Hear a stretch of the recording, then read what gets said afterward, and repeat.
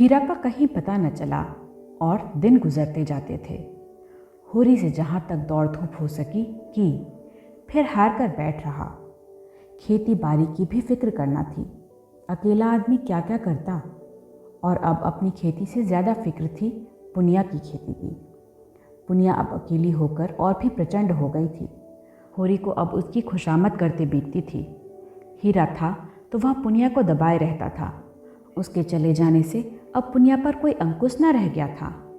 होरी की पट्टीदारी हीरा से थी, पुनिया अबला थी। उससे वह क्या तनातनी करता।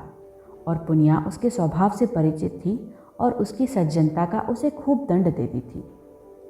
खैरियत यही हुई कि कारकुन साहब ने पुनिया से बकाया लगान वसूल करने की कोई सख्ती न की, केवल थोड़ी सी पूजा लेकर राजी हो गए।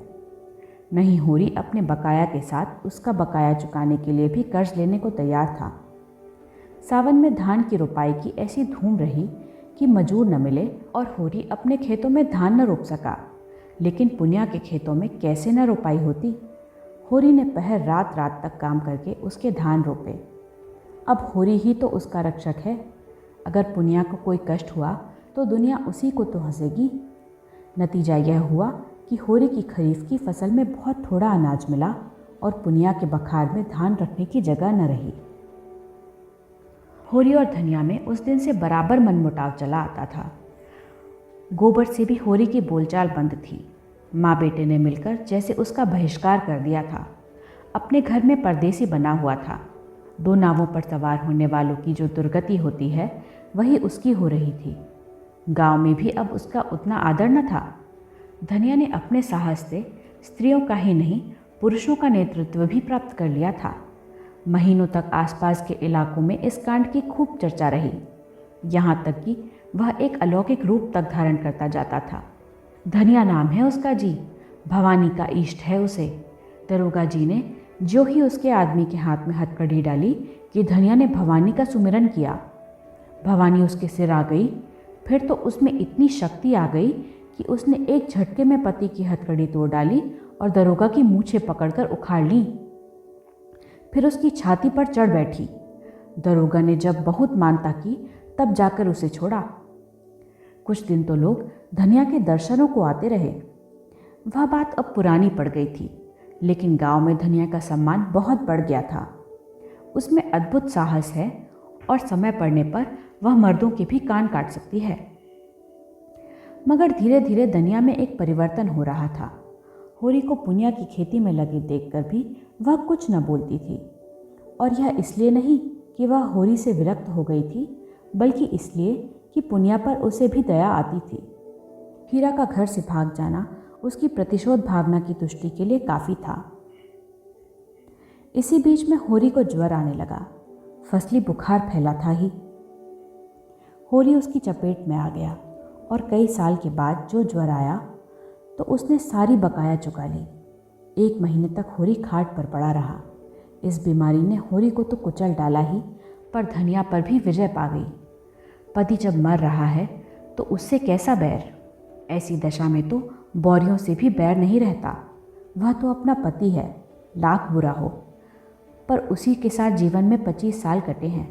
सुख किया है तो उसी के साथ, दुख भोगा है तो उसी के साथ। अब तो चाहे वह अच्छा है या बुरा, अपना है।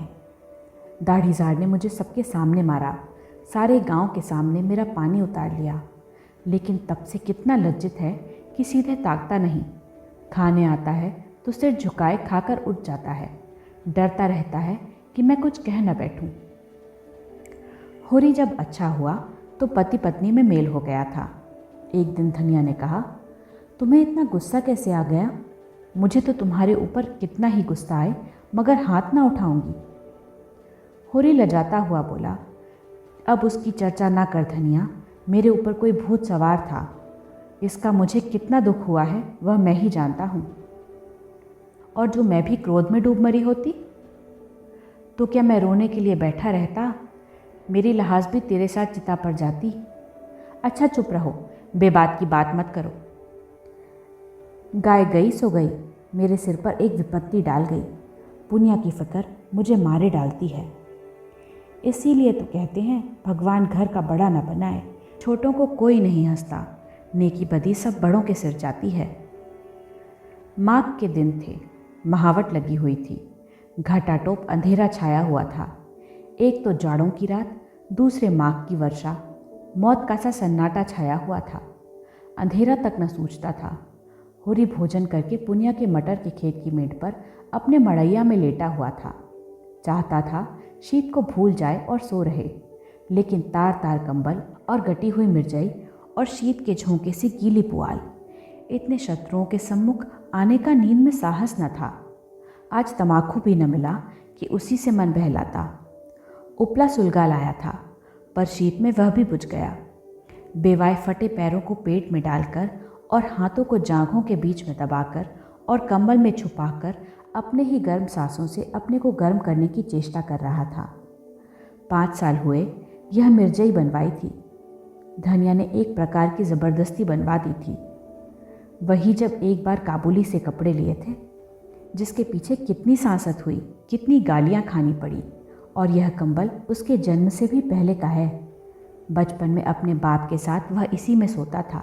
जवानी में गोबर को लेकर इसी कंबल में उसके जाड़े कटे थे, और बुढ़ापे में आज वही बूढ़ा कंबल उसका साथी है।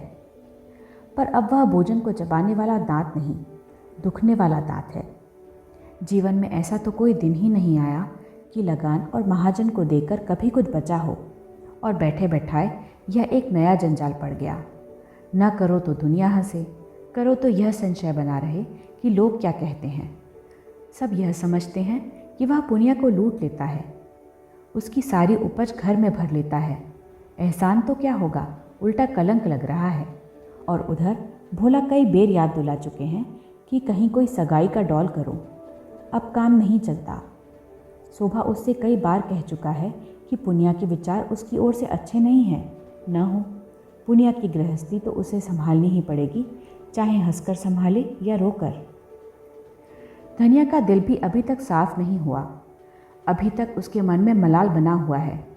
मुझे सब आदमियों के सामने उसको मारना न चाहिए था। जिसके साथ 25 साल गुजर गए उसे मारना, और सारे गांव के सामने। मेरी नीचता थी, लेकिन धनिया ने भी तो मेरी आबरू उतारने में कोई कसर नहीं छोड़ी। मेरे सामने से कैसा कतरा कर निकल जाती है, जैसे कभी की जान पहचान ही नहीं। कोई बात कहनी होती है तो सोना या रूपा से कहलाती है। देखता हूँ उसकी साड़ी फट गई है, मगर कल मुझसे कहा भी तो सोना की साड़ी के लिए। अपने साड़ी का नाम तक न लिया। सोना की साड़ी अभी 2-1 महीने थेगलियाँ लगाकर चल सकती थी। उसकी साड़ी तो मारे पैबंदों के बिल्कुल कथरी हो गई है। और फिर मैं ही कौन उसका मनुहार कर रहा हूँ। अगर मैं ही उसके मन की 2-4 बातें करता रहता तो कौन छोटा हो जाता। यही तो होता, वह थोड़ा सा अदरावन कराती, 2-4 लगने वाली बातें कहती तो क्या मुझे चोट लग जाती। लेकिन मैं बुढ़ा होकर भी उल्लू बना रह गया। वह तो कहो इस बीमारी ने आकर उसे नर्म कर दिया, नहीं जाने कब तक मुंह फुलाए रहती। और आज उन दोनों में जो बातें हुई थी वह मानो भूखे का भोजन थी। वह दिल से बोली थी और होरी गदगद हो गया था। उसके जी में आया उसके पैरों पर सिर रख दे और कहे, मैंने तुझे मारा है तो ले, मैं सिर झुकाए लेता हूँ, जितना चाहे मार ले, जितनी गालियाँ देना चाहे दे ले। सहसा उसे मड़ैया के सामने चूड़ियों की झंकार सुनाई दी। उसने कान लगाकर सुना, हाँ कोई है, पटवारी की लड़की होगी, चाहे पंडित की घरवाली हो, मटर उखाड़ने आई होगी। न जाने क्यों इन लोगों की नीयत इतनी खोटी है। सारे गांव से अच्छा पहनते हैं, सारे गांव से अच्छा खाते हैं, घर में हज़ारों रुपए गड़े हुए हैं, लेन देन करते हैं, ड्योढ़ी सवाई चलाते हैं, घूस लेते हैं, दस्तूरी लेते हैं, एक न एक मामला खड़ा करके हुमा सुमा को पीसते ही रहते हैं। फिर भी नीयत का यह हाल। बाप जैसा होगा वैसी ही संतान भी होगी। और आप नहीं आते, औरतों को भेजते हैं। अभी उठकर हाथ पकड़ लूँ तो क्या पानी रह जाए। नीच कहने को नीच हैं, जो ऊंचे हैं उनका मन तो और नीचा है। औरत जात का हाथ पकड़ते भी तो नहीं बनता, आंखें देखकर मक्खी निगलनी पड़ती है। उखाड़ ले भाई, जितना तेरा जी चाहे, समझ ले मैं नहीं हूँ। बड़े आदमी अपने लाज न रखें, छोटों को तो उनकी लाज रखनी ही पड़ती है। मगर नहीं, यह तो धनिया है, पुकार रही है। धनिया ने पुकारा, सो गए कि जागते हो? होरी झटपट उठा और मड़ैया के बाहर निकल आया। आज मालूम होता है देवी प्रसन्न हो गई, उसे वरदान देने आई है। इसके साथ ही इस बादल बूंदी और जाड़े पाले में इतनी रात गए उसका आना शंकाप्रद भी था। जरूर कोई न कोई बात हुई है। बोला, ठंड के मारे नींद भी आती है, तो इस जाड़े पाले में कैसे आई? सब कुशल तो है? हाँ, सब कुशल है। गोबर को भेजकर मुझे क्यों नहीं बुलवा लिया? धनिया ने कोई उत्तर न दिया। मड़ैया में आकर पुआल पर बैठती हुई बोली, गोबर ने तो मुंह में कालिक लगा दी। उसकी करनी क्या पूछते हो? जिस बात को डरती थी वह हो कर रही। क्या हुआ? किसी से मारपीट कर बैठा? अब मैं क्या जानूं क्या कर बैठा, चल कर पूछो उसी राण से। किस राण से? क्या कहती है तू? बौरा तो नहीं गई? हाँ, बौरा क्यों न जाऊंगी, बात ही ऐसी हुई है कि छाती दुगनी हो जाए। होरी के मन में प्रकाश की एक लंबी रेखा ने प्रवेश किया। साफ साफ क्यों नहीं कहती किस राण को कह रही है? उसी झुनिया को, और किसको? तो झुनिया क्या यहाँ आई है? और कहाँ जाती, पूछता कौन? गोबर क्या घर में नहीं है? गोबर का कहीं पता नहीं, जाने कहाँ भाग गया। इसे 5 महीने का पेट है। होरी सब कुछ समझ गया। गोबर को बार बार अहिराने जाते देखकर वह खटका था ज़रूर, मगर उसे ऐसा खिलाड़ी न समझता था। युवकों में कुछ रसिकता होती ही है, इसमें कोई नई बात नहीं। मगर जिस रुई के गोले को उसने नीले आकाश में हवा के झोंके से उड़ते देखकर केवल मुस्कुरा दिया था, वह सारे आकाश में छाकर उसके मार्ग को इतना अंधकारमय बना देगा, यह तो कोई देवता भी न जान सकता था। गोबर ऐसा लंपट, वह सरल गंवार जिसे वह अभी बच्चा समझता था, लेकिन उसे भोज की चिंता न थी, पंचायत का भय न था। झुनिया घर में कैसे रहेगी, इसकी चिंता भी उसे न थी। उसे चिंता थी गोबर की। लड़का लज्जाशील है, अनाड़ी है, आत्माभिमानी है, कहीं कोई नादानी न कर बैठे।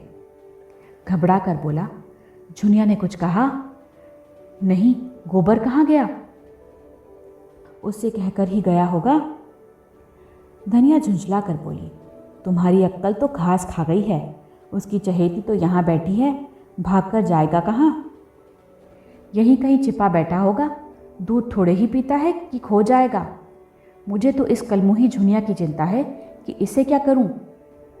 अपने घर में मैं तो क्षण भर भी रहने न दूंगी।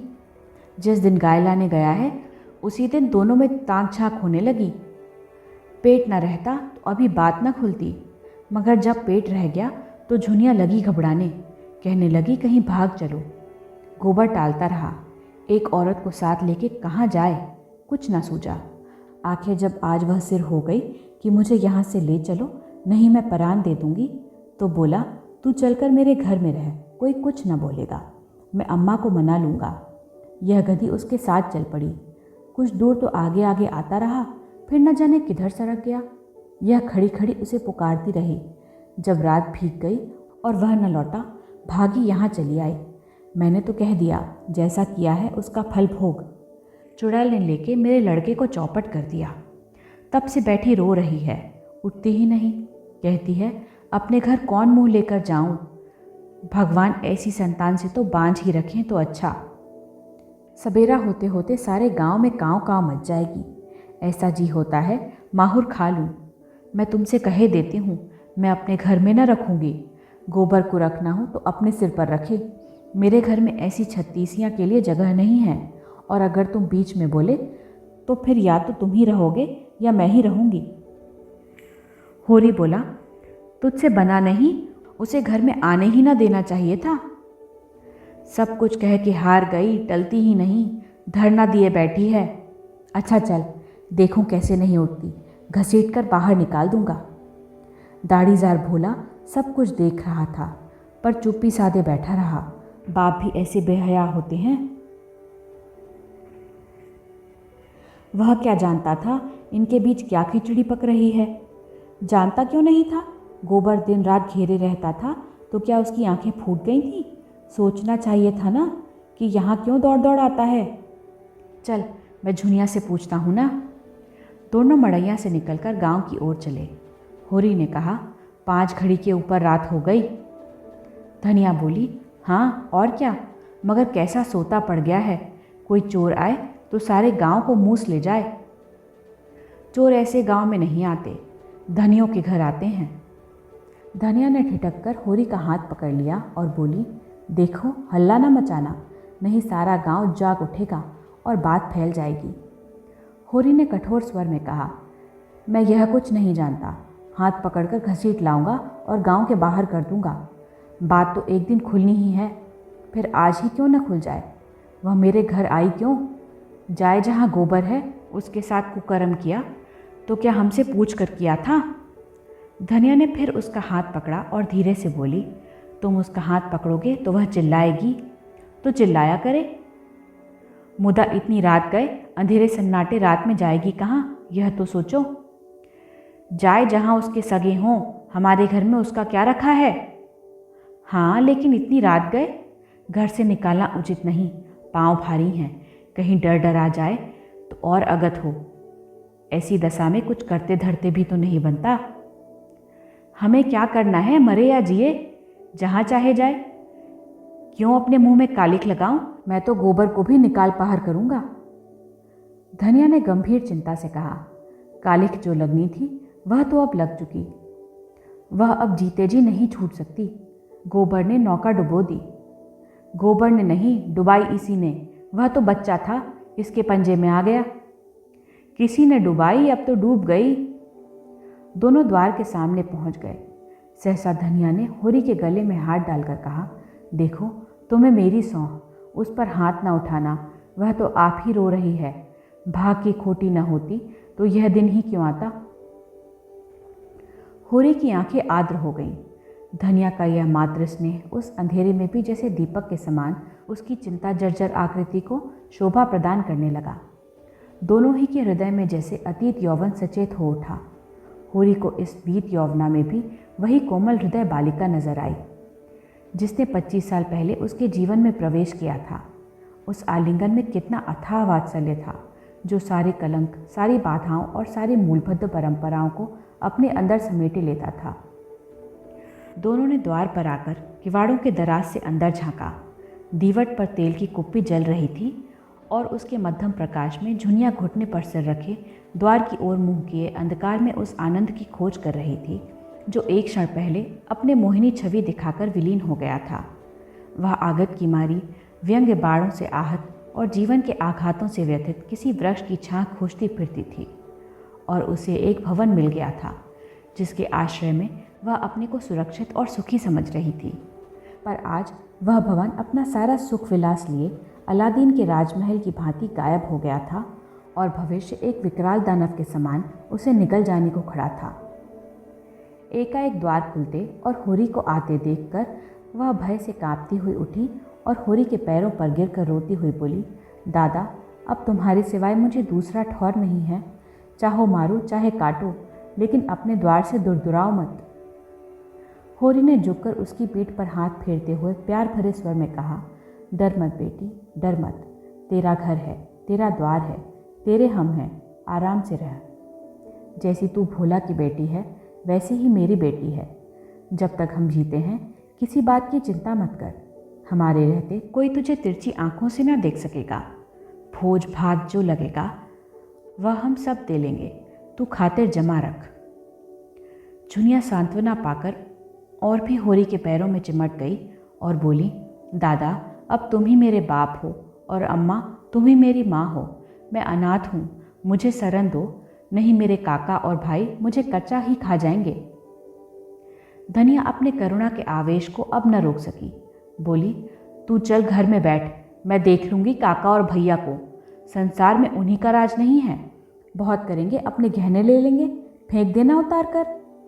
अभी ज़रा देर पहले धनिया ने क्रोध के आवेश में झुनिया को उल्टा और कलंकिनी और कलमुही न जाने क्या क्या कह डाला था। झाड़ू मारकर घर से निकालने जा रही थी। अब जो झुनिया ने स्नेह, क्षमा और आश्वासन से भरे यह वाक्य सुने तो होरी के पांव छोड़कर धनिया के पांव से लिपट गई और वही साध्वी जिसने होरी के सिवा किसी पुरुष को आंख भर कर देखा भी न था, इस पापिष्ठा को गले लगाए उसके आंसू पोंछ रही थी और उसके त्रस्त हृदय को कोमल शब्दों से शांत कर रही थी, जैसे कोई चिड़िया अपने बच्चे को परों में छिपाए बैठी हो। होरी ने धनिया को संकेत किया कि इसे कुछ खिला पिला दे और झुनिया से पूछा, क्यों बेटी, तुझे कुछ मालूम है गोबर किधर गया?